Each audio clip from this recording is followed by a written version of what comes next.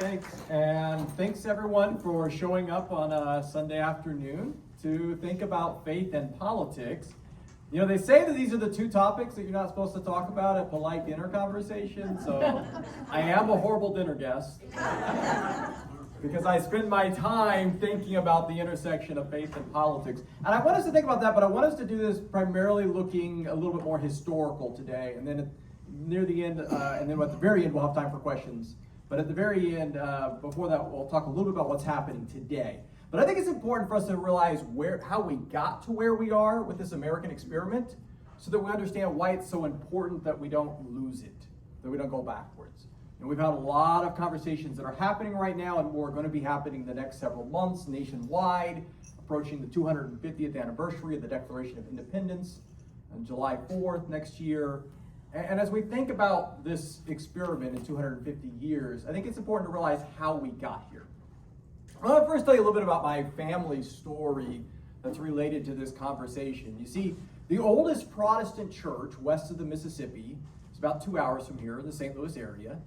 It was founded in 1807, Fifi Baptist Church. And my family founded that congregation. But before that, Abraham Music, my great-great-great-great-great-grandfather, he had held what is probably the first Protestant worship service in his own home. But you see, he had to hold it in his home because they weren't allowed yet to have Protestant churches, because that was before the Louisiana Purchase. That was even before the French owned this land that we bought it from. This is when it was Spanish territory. So this was Spanish Catholic territory. And so you were only allowed to have Catholic churches throughout the Louisiana territory, including all of what is now Missouri. Now, there's some parts of the story that I would love to try to figure out. I don't know all of it.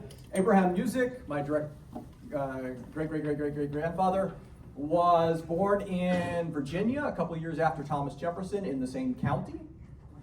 By the time of the American Revolution, he's living in North Carolina and fights in the Revolutionary War to help bring independence to this nation. And then at some point after that, he moves west a little bit and then keeps moving west, and then eventually moves across the Mississippi River in the 1790s, meaning he left the United States. And that's the part I really would like to know. It was probably mostly for economic reasons, but here he had fought to bring independence, and then leaves the United States and settles in the St. Louis area along with a number of people in the Music family. And there's an extra K. We used to spell music a lot of times that way, so the M-U-S-I-C-K, the Music family. And so they're a group of Baptists, but they're not allowed to have a Baptist church because this is Spanish Catholic territory. And so he wants to have permission to at least have a private service in his home. There's a Baptist preacher in Illinois. He wanted to invite him to be able to come over, lead a little worship service for the family. So Abraham Music goes to the governor of Louisiana Territory to make a formal request. Can we, have this Baptist preacher, just have it in our home? And the governor, of course, has to make a big show of rejecting it because it's not allowed. You're not allowed to have, under Spanish law, any other worship service. But then he tells Abraham to come over to his house that evening for supper. And this was where they could have the under-the-table gentleman's agreement that didn't necessarily follow what the dictates of the law was. And so he said, I will allow this, but he had 3 conditions. One of them was for the preacher, and 2 of them were for the small group of Baptists, which was mostly just the Music family. The one of the preacher was that he would set limits on how long he could come across the river and stay. And we know that they tracked him, because he wrote it later in his diary and memoirs about how on the trip, the number after he'd been here too many days, or on the day that he's supposed to be leaving, someone would stop him that morning and be like, so what day did you show up in the territory? And he knew they already knew the answer to that. So they had tracked him as he crossed the Mississippi to make sure he wasn't staying too long. And so he would come over occasionally and lead a worship service. But there was 2 other requirements. One was they couldn't put a church bell up. That is, they could not mark the building as a church, right? It needed to look like it was just a home. So that was just people gathering for private fellowship time in their home, and the governor could say, I don't know what happens inside the private home, right? So that was the one provision. And then the other provision, and I might pause here just to make sure we're all up on Baptist theology. So Baptists don't baptize babies, all right? That's how we got our name. Is in that you have to wait until someone's old enough that they make a commitment themselves to become a Christian and follow Jesus, and then they get baptized. So this idea of a believer's baptism. Okay? So this Spanish Catholic governor tells Abraham Music that the other provision is that they're not allowed to baptize their babies. Right? And so he said, I agree. Right? We promise we won't baptize our babies. All right? That was a pretty easy promise to make there. But there's a reason why that was a provision. Because that's getting to citizenship. Because the Spanish Catholic would allow anyone to settle, but they claimed that anyone born in the territory was now Catholic. Right? And so, which is an interesting provision. The Music family moved here with the understanding that the government would claim their children as Catholic. Right? Now, obviously, they didn't take them to the Catholic Church, and they had no intention of raising them as Catholic. But that was the provision, that they were supposed to be raising their children as Catholic. And so then to baptize the infants into any other tradition would be an affront not merely to the Catholic Church, but to the Spanish government. Because church and state were the same, right? They were united there. And that's the European model that was also a colonial model, right? We saw it right here where we live, the Spanish Catholic territory. That was the old European model, that your faith was dictated by the government. The king could announce what the faith was for the entire region. And we see this even in England, where most of the founders came from. There's the short but brief period with Bloody Mary, right? You know, who we now honor with a drink, I guess. I don't know all the history of that. I'm a Baptist, all right? But you know, I'm aware of the fact that there's a Bloody Mary, all right? Right? But there was a brief period of Catholicism being brought to England, and then switched back to being Anglican, being Protestant, right? So as a king would take over, we see this with some of the Spanish conquests in Europe. There were times when the Spanish government would take over new European territories, and then the religion was supposed to change. People would flee the region. I was in Belgium last year, and there was a couple of different cities there where half or more of the population fled because the government changed, and therefore the religion changed. And they were told they either had to convert or to leave. And then in Amsterdam, which was the freest city of all in the 1600s, they would kind of have the same provision that Abraham Music got here. You couldn't have a public church, but we would at least allow you to worship privately. And there's still a Catholic church there. It was Protestant, so the Catholics were the ones that had to worship privately there. I toured a Catholic church that from the outside just looks like another one of the Amsterdam buildings. Right? But once you walk in, they had carved out the middle of the building so that you have this miniature church with 3 levels, 2 balcony levels, full organ and everything, that a rich merchant had made so that the Catholics could worship. They were allowed to worship, but they couldn't have it seen as a church from the street level. Right? So there was Catholics being persecuted. Here it was Protestants in the Spanish Catholic. That's the old European model. And that's the model you would expect us to have at our founding. Because most of the colonies at the time of the Revolution have a state church, just like all of the European models. There's a little bit of exceptions, and that's what I want to talk about, because that's this radical experiment that happens. So we often are told that people fled Europe and came here because they wanted religious freedom. You've probably heard that claim.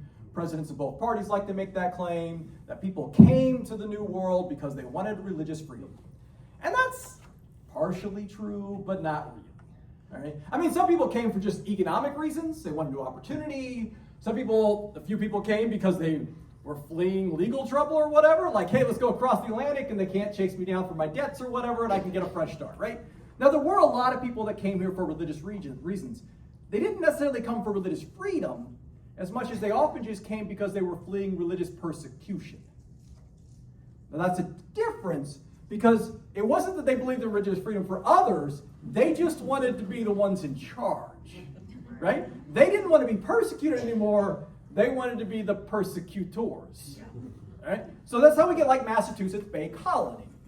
You're probably familiar with the name John Winthrop. You'll probably hear more about him in these next several months leading up to the 250th anniversary. He's kind of one of those early colonial figures that's really significant.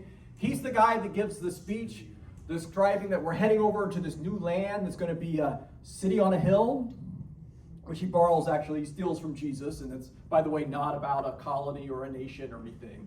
Right? That's about the followers of Jesus. So the city on a hill is not a nation, right? It's a faith.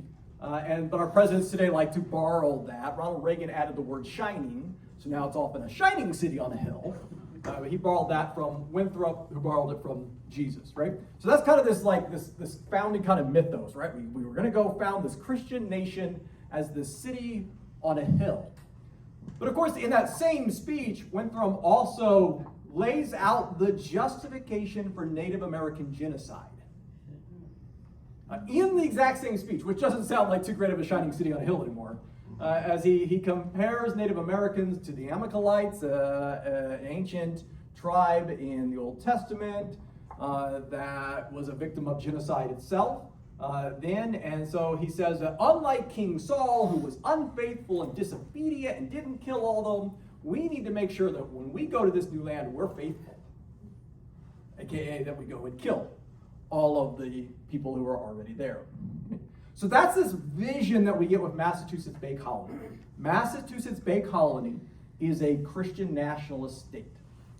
And so we see it following this European model.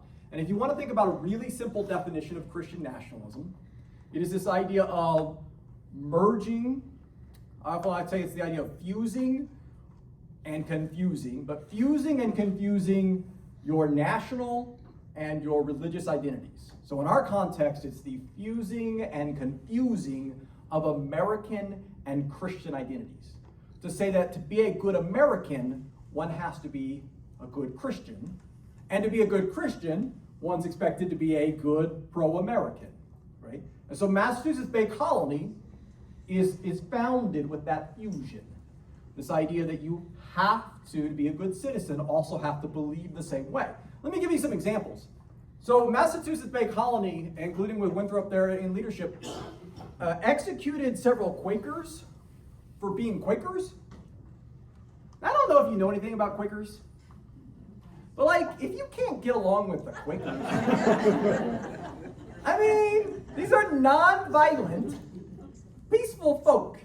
If you can't get along with the Quakers, that really says more about you than it does the Quakers, all right? So they executed Quakers merely for being Quakers in Massachusetts Bay Colony. A number of other people were exiled for their religious beliefs. One of them was Roger Williams, was exiled. He had been a preacher, and he was preaching religious ideas that went against what the state was saying, this is our faith and our tradition. And so they exiled him in the winter. He goes and founds Rhode Island. He had this weird belief that you should buy your land from the Native Americans as opposed to just claiming you have it. So if you ever wondered why Rhode Island is so small, all right, that's what happens when you buy your land instead of steal your land. All right, it's really small. So Rhode Island's really small. He becomes the founder of Rhode Island. He also eventually becomes one of the co-founders of the First Baptist Church in the Americas, there in Providence, Rhode Island, with this belief that church and state should be separate. So what that had got him in trouble when he was preaching that in Massachusetts. In fact, one of the things he argued with the Ten Commandments was that if you think about the two tables of the Ten Commandments, so the first commandments and then the latter commandments, he said the first table, these are the commandments like having no other God before thee, not making any graven images, not using the Lord's name in vain, the honoring the Sabbath. He said that first table, secular civil government doesn't have authority over those. Now, the second table, you can make some laws related to those, like not killing people, right? You can make some laws related about making sure that you're not perjuring yourself, you're telling the truth, you're not bearing false witness, right? You can make laws about the second table, but he insisted that civil authority has no authority over the first table. Well, the Massachusetts Bay Colony people didn't like that because they wanted to claim authority over all of your life, over both tables. So in Rhode Island, he offers this alternative idea. And he wrote about this idea of having the need of a hedge. Sometimes he called it a wall, but a hedge separating church and state, separating the wilderness from the garden. Now, you can get a little bit of a sense of his leaning there. So to be very clear, state was the wilderness and the church was the garden, all right? So, there's a little bit of an anti-government bias there. But, sometimes when we look at politics today, maybe we're like, that sounds about right. So this was a principle that he's offering as this alternative model. So when we get into the founding era of the United States, we really do have this option. We could go either way. Will we stick with the traditional European model that we would today call Christian nationalism, where you merge church and state? Or would we try something different that's never really been tried on a large scale? Right, Rhode Island is experimenting with it, but it's not really been tried. And here's how radical this idea is. So in 1776, so we're coming up on our 250th anniversary, in Massachusetts colony, so the Massachusetts Bay Colony is now known just as Massachusetts Colony, a group of Baptist preachers go to the colony authorities wanting to separate church and state, like they have in Rhode Island. The Congregationalist Church, which is kind of one of the predecessor bodies today to United Church of Christ, but there's still a lot of congregational churches, particularly in New England. Today, the Congregational Church was the official state church still. So Winthrop's church is still the official state church. There's a bit more freedom, but in Massachusetts, you could still be fined and even jailed for having an unregistered church. And so there were Baptists that had been persecuted even at the founding era for being Baptist in Massachusetts. So this group of Baptists go and they want to separate church and state. The request was denied. One of the men on the panel was named John Adams. Yeah, the future president, John Adams. And John Adams is adamantly opposed to separating church and state. In fact, he tells them it's not going to happen, that there is more likely to be a change in the solar system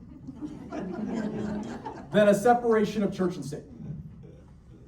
Now, I don't know if Adams studied the stars very closely that evening as he walked home. Because not only did that change in the solar system happen, he lived to see it happen in his own lifetime. Massachusetts was the last state to disestablish church and state.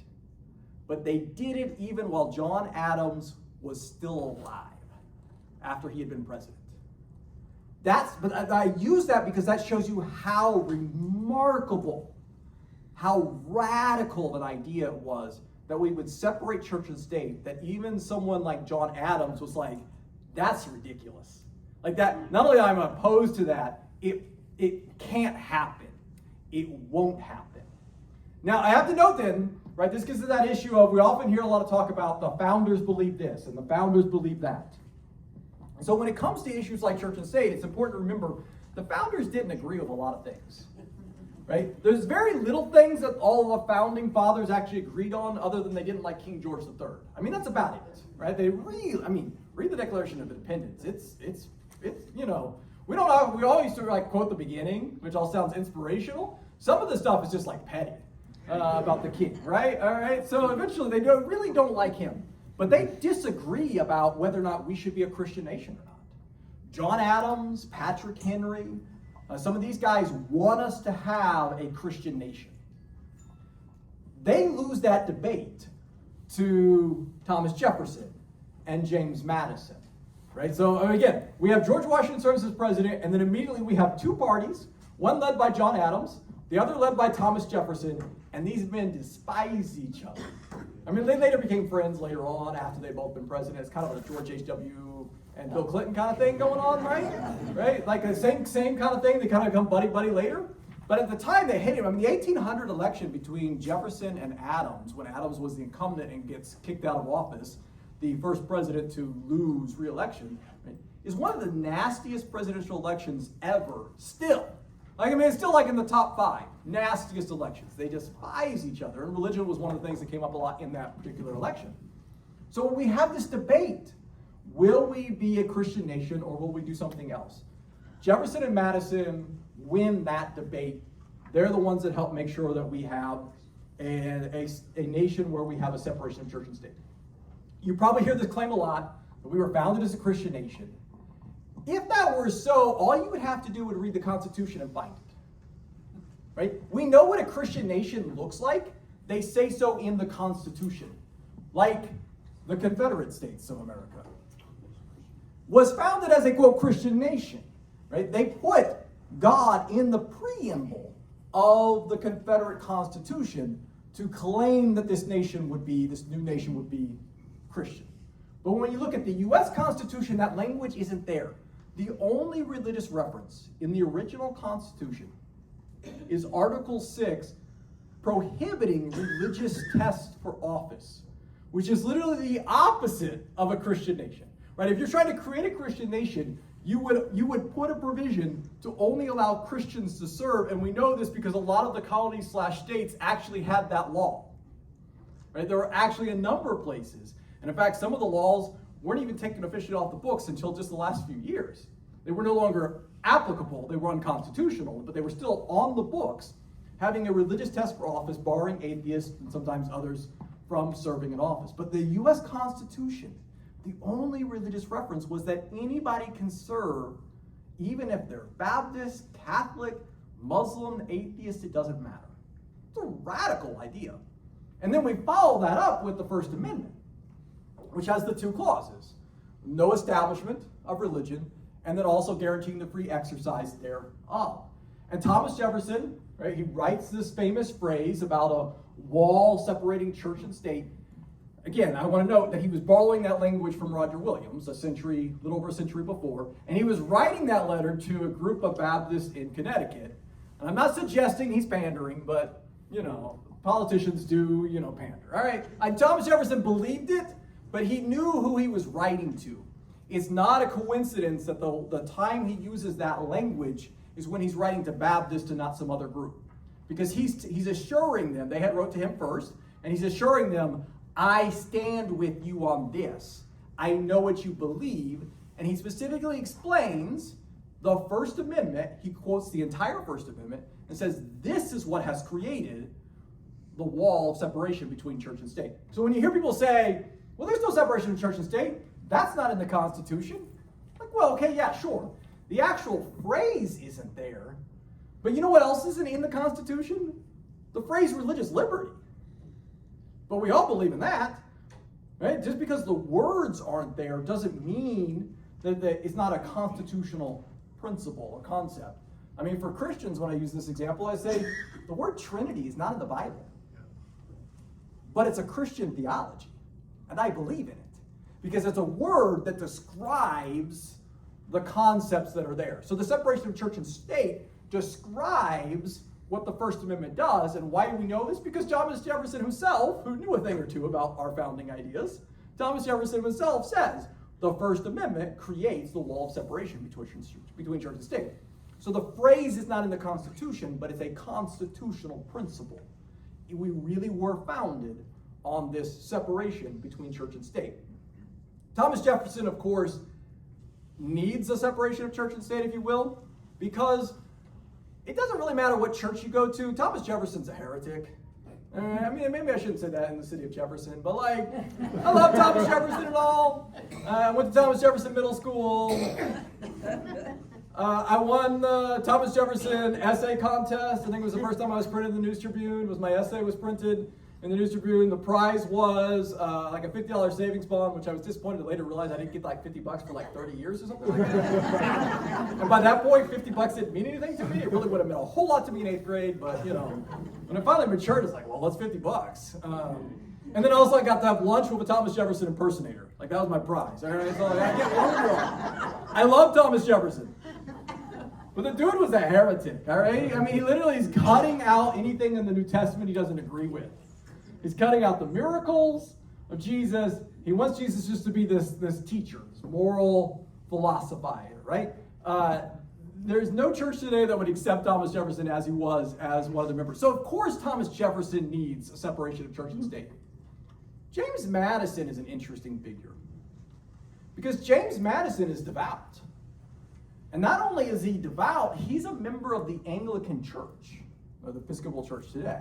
Meaning, when Thomas Jefferson and James Madison disestablished church and state in Virginia, they disestablished the Anglican Church. James Madison disempowered his own church. in Virginia before then also doing that nationally with the First Amendment. That is amazing to me as a model of someone who realized that church and state was better separate, even if it means I take away power from my very own church. James Madison was a person who would have had religious privilege, and he took it away. And then years later, after he's president, he's writing in a letter to someone, and he explains that this separation was good for both government and religion. He said it saved the government from all of the sectarian fighting that they saw in Europe, not just in the past, but what was continuing to happen at that time. But he said it also allowed religion to flourish. And that's truly what we've seen.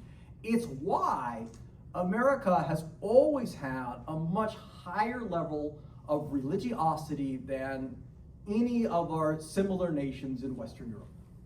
Right? It's because of this radical experiment of separating church and state. And I think that's what it's really important us to recognize, what a radical idea those was, what an amazing experiment it was, and how good it's been for government and for religion, so that we understand why we have to stand up for it today. So I want to be very clear, the idea of separation of church and state is under attack today. Eric kind of hinted at the fact that people will respond to you. Well, that's not in the Constitution. It's like, yes, but it's a constitutional principle. People will talk about how they want us to return to being a Christian nation. Again, we were not founded as a Christian nation, and people who wanted us to be a Christian nation complained about the Constitution at the time. They called it a godless constitution. And they didn't mean that as a compliment. Okay? There was a movement for decades to put a new clause in the preamble of a constitutional amendment, to put Jesus in the Constitution, because they wanted to change the godless constitution. But now what they'll do is we have pseudo-historians, fake historians like David Barton, who was a mentor to Speaker Mike Johnson, and is highly influential with a number of other politicians as well. Ted Cruz, a number of others have praised him.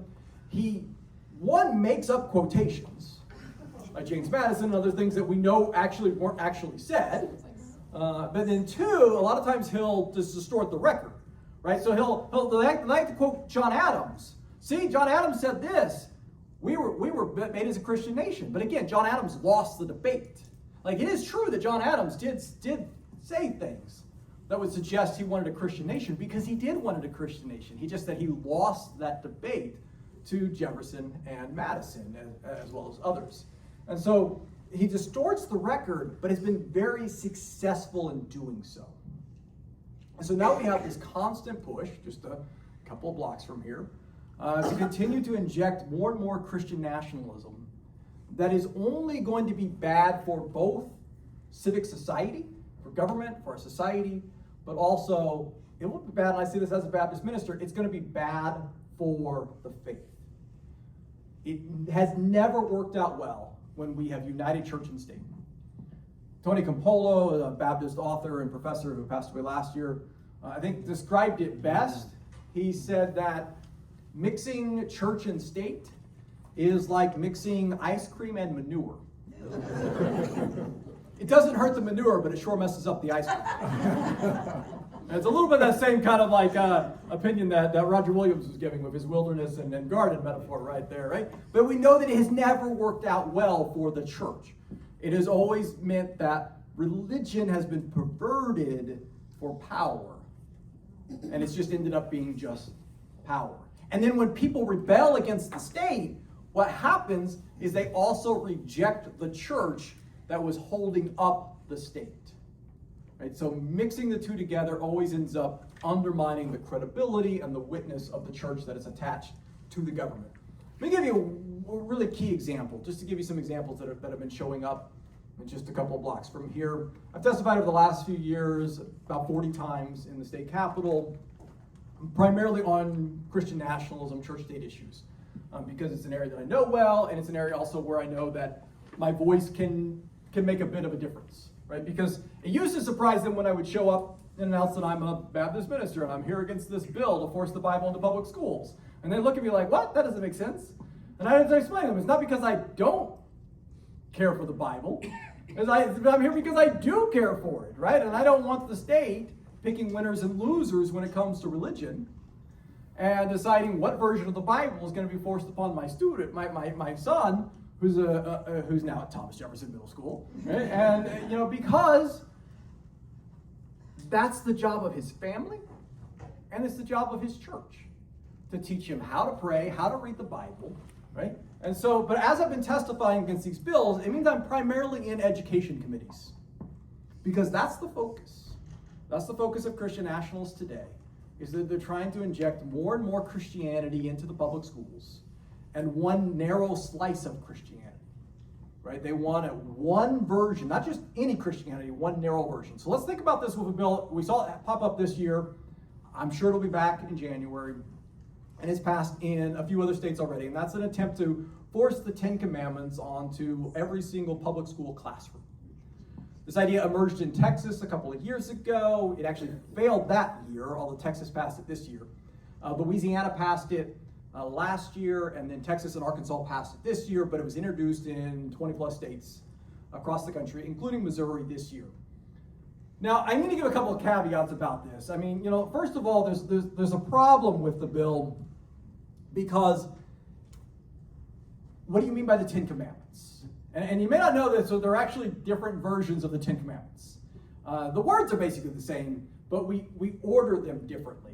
So Catholics and Jews and then Protestants, with a few exceptions. Lutherans are like Catholics in how they order the 10 Commandments, but the rest of the Protestant world, there are different ways of where we draw the lines to what are the 10 Commandments. So if I were to ask you what's the 5th commandment, it might depend on which church you go to. All right? All of that nuance is completely lost, because what every single one of these bills does is it doesn't say post the 10 Commandments, it says post, and then it gives word for word what you have to post. So at that point already should be a big red flag. It's the state picking winners and losers when it comes to religion. But it actually gets more troubling than that, because all the news reports always say that they're wanting to post the 10 Commandments on public school classrooms. But that's really not accurate. Because if you go and read what was in the bill that was filed here in Missouri and in all the other states, you could flip through every single Bible. I mean, we could probably go check out the Bible section. We're here in the library, right? Probably have all the translations. If not, we can go to a website, BibleGateway.com or whatever. You can try all the different. You will not find a single Bible that matches what the bill says has to be on the walls of the school classrooms. They're not requiring the 10 Commandments. They're requiring a highly gerrymandered version of the 10 Commandments. I used to call it highly edited, but this year we're going to call it gerrymandered. All right? A highly gerrymandered version of the 10 Commandments. They started with the King James version of the text, so Protestant, right? So that's already telling which side they're taking on there. But then they edited it down. I did a word count. They deleted 63% of the words and said, this is what you have to put as the 10 Commandments. So if you actually copied it and pasted it from your Bible, you would be in violation of the law in the 3 states that have passed this, because they have told you what you have to do. So literally copying and pasting from the Bible would put you in violation of the law. Now, a lot of the stuff they cut out are some like theological statements, right? So it starts, I am the Lord thy God, which is actually not one of the 10 Commandments, it's the preamble, but the bills require you to put that statement. And then it puts a period there, but the Bible doesn't actually put a period there, it puts a comma, who have brought thee out of slavery out of Egypt. Right? It's a theological statement. God is explaining to God's people why they should view God as God. Because God brought them out of slavery. I guess we can't put that in public schools because that sounds too much like DEI. So maybe that's why we had to cut that section out. Right? So it's a theological statement, it's completely cut aside. But like I said, so almost 2/3 of the passage is deleted from the text. Then, and this gets worse, then they actually rewrote a couple of parts. There's one little spot that didn't make sense. They changed a little like thou, thee. They changed one of those little these and thous. They flip it. I don't know. It's a minor little thing. But still, I'm like, why are we rewriting the text? The biggest one comes at the end, where the bills, if it were passed in Missouri, and like I said, it's already passed in 3 states, say that the version that would go on the walls of the public schools has to say that you cannot covet your neighbor's cattle. It's not what the King James says. The King James says you cannot covet his ox nor his ass. So, I mean, I was literally sitting next to the senator who sponsored the bill in the committee after he testified, and said, I don't know if the sponsor is suggesting it's now okay to covet your neighbor's donkey, or just wanted to edit the word ass out of the Bible. But either way, we really shouldn't have a Missouri General Assembly version of the Bible. Like, I don't need the lawmakers rewriting what the text says. And it actually got worse here in Missouri. So that's the version in the 3 states that passed. I was back in the Missouri Senate Education Committee. I'd gone to testify on a different bill, and then they brought up to vote on the 10 Commandments, the 10 Commandments bill. Let's put that in scare quotes, because again, it's not the actual 10 Commandments, but what they're calling the 10 Commandments. And they decided they wanted to make another change. They wanted to change thou shalt not kill to thou shalt not murder. It's because they want to justify killing people with capital punishment. All right, so the kill make this sound like the state's violating the 10 Commandments. When we call it murder, that's something different. Now, I would say either way, it's homicide. That's literally what goes on the death certificates. It's state homicide. But I watched them, and they just voted on it. And I was like, I've never served on a Bible translation committee, but I kind of expected to be a little bit more exhaustive. Like at least open up like the Hebrew here. Like let's check through the word and see like maybe how we might want to translate this. They just voted by majority with no debate to rewrite the Bible in committee.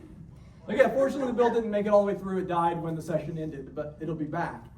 But this is the wild situation that's happening here, is that they want to take one interpretation of faith and put it into our schools.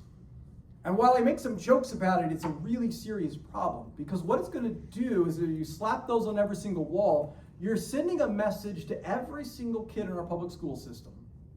The only schools that serve every single kid. And you're telling them, if you don't believe this, you're a second-class citizen here in your own school. Or if your parents and your house of worship are teaching you a different version of the 10 Commandments, they're wrong. This is the state-approved version of the 10 Commandments. This is what the 10 Commandments really are.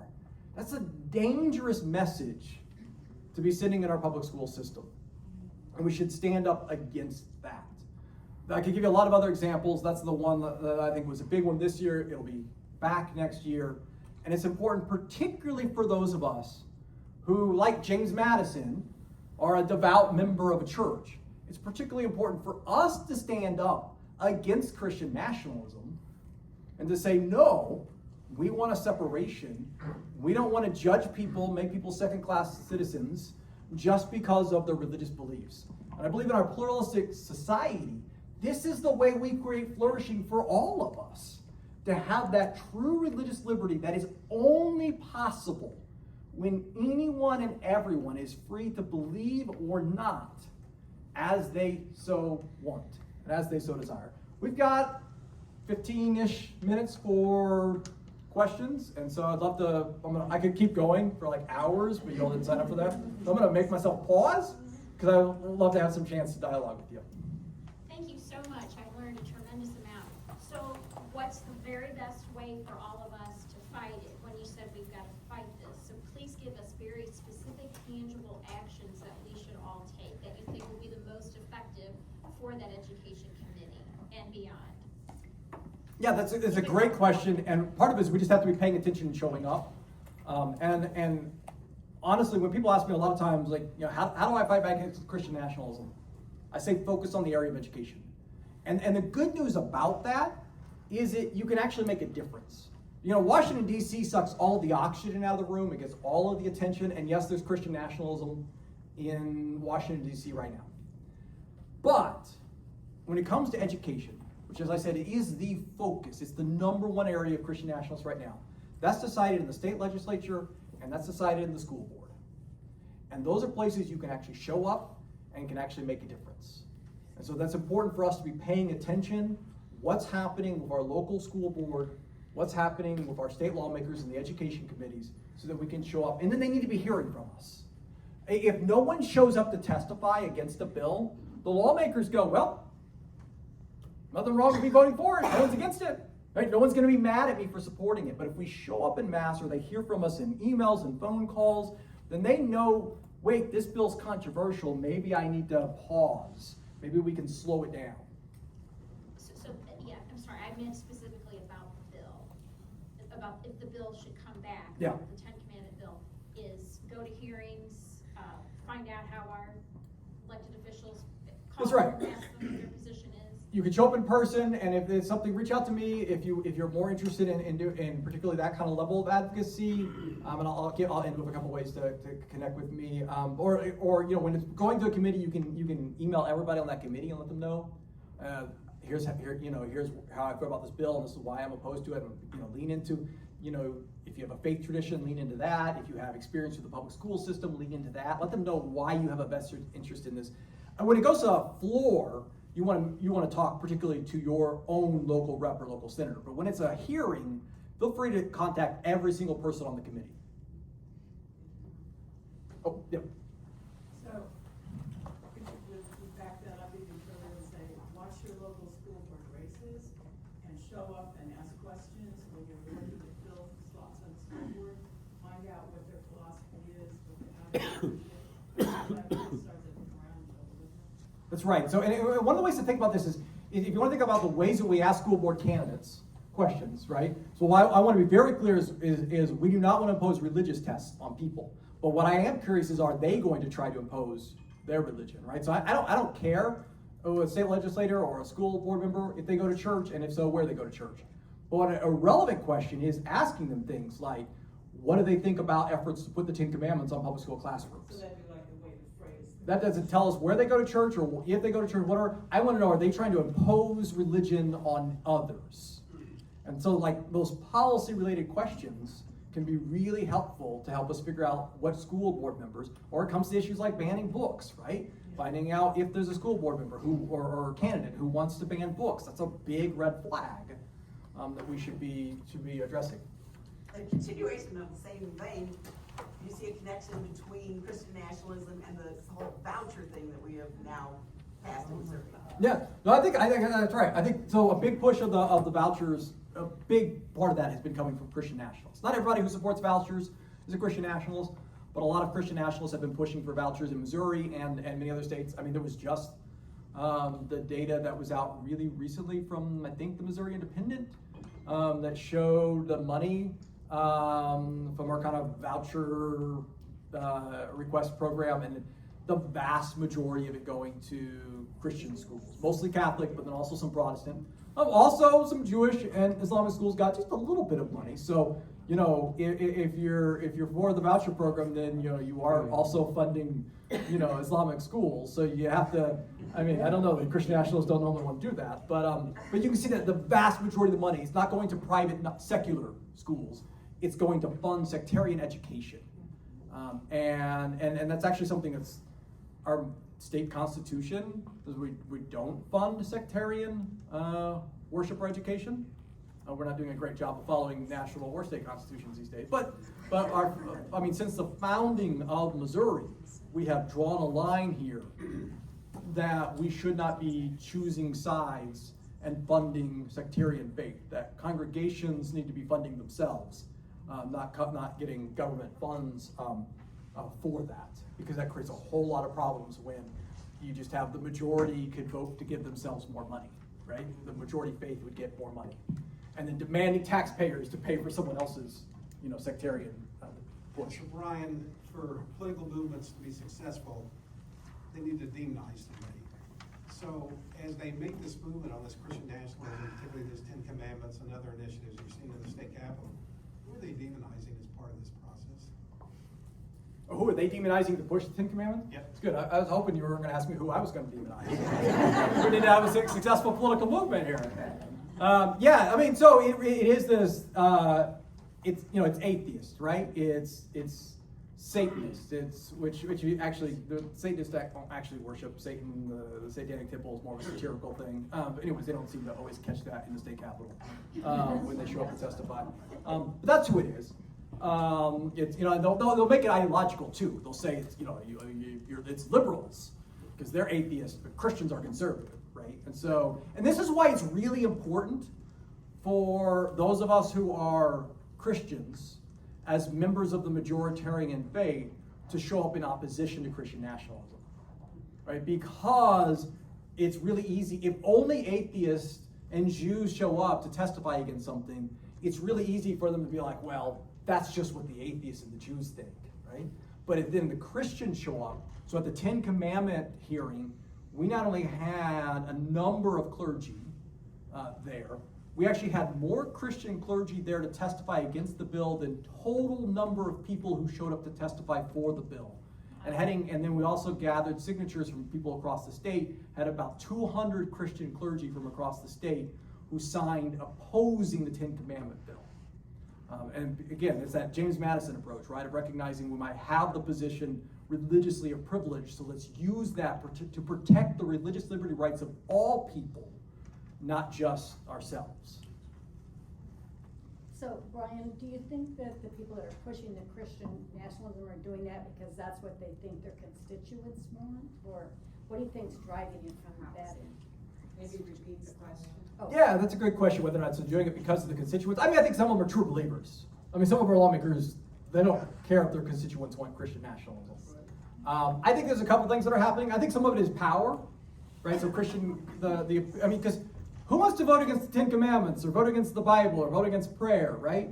And so it's a power, it's a marker of saying this is our nation, and they're creating a particular version. Again, it's a vision of it's a white conservative evangelical Protestant version of Christianity. Like they're saying, like we're the true Americans and everyone else is not. And so it is a power marker more than anything. And yeah, and then over here I got to see a couple hands. So yeah. Back to that voucher thing. So this Ten Commandments is just for public schools, but the religious schools get money. So are they saying that they can do any version of Ten Commandments they want to do? Yeah, they would be, right? That would be the irony. So the private schools can do anything they want, which is fine, right? That's the whole point. Is they can put a religious test for their teachers. They can put a religious test for their students.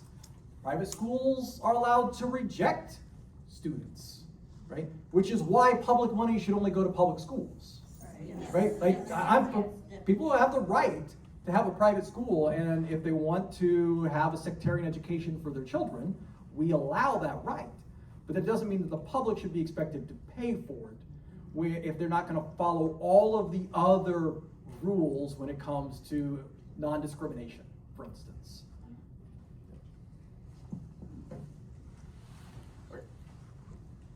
You alluded to it very briefly, but did you talk about the connection between white supremacy and Christian nationalism? Yeah, that's a great question. So usually I describe Christian nationalism and white Christian nationalism, or white supremacy, but white Christian nationalism as synonymous in the American context.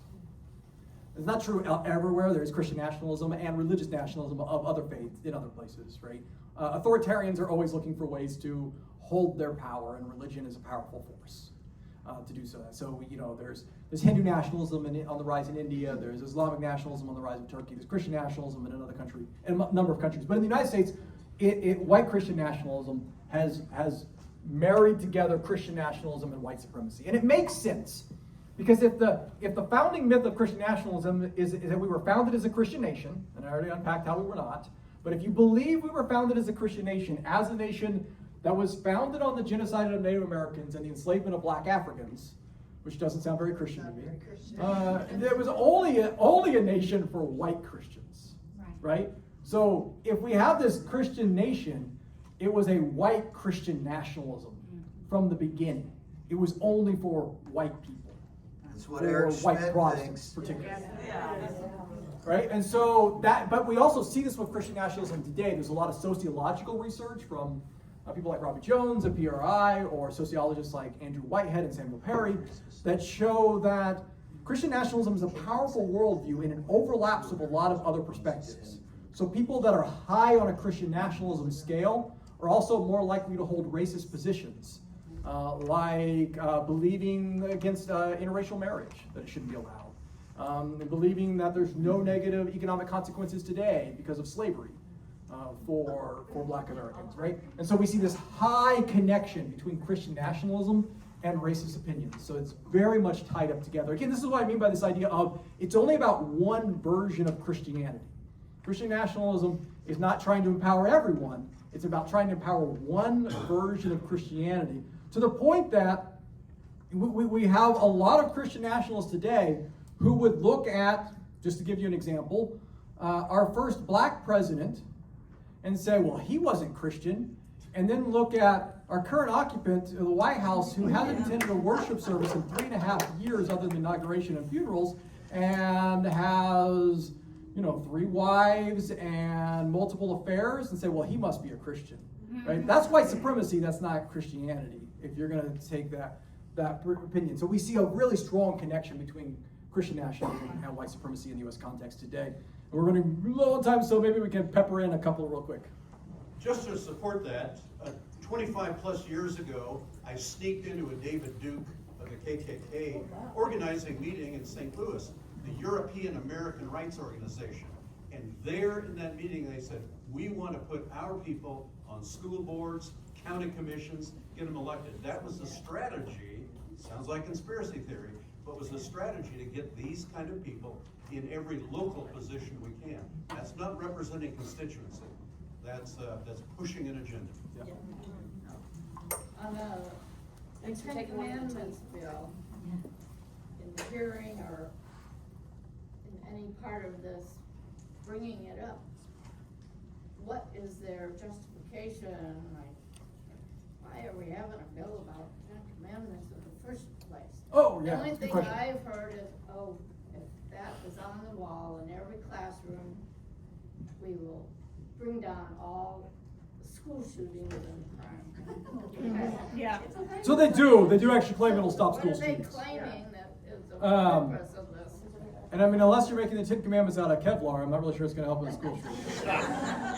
But I mean, honestly, so I mean, I said this to the lawmaker when I said, it's not, the idea that's going to stop school shootings is ridiculous. I mean, if you want to stop school shootings, it's called guns. That's the problem.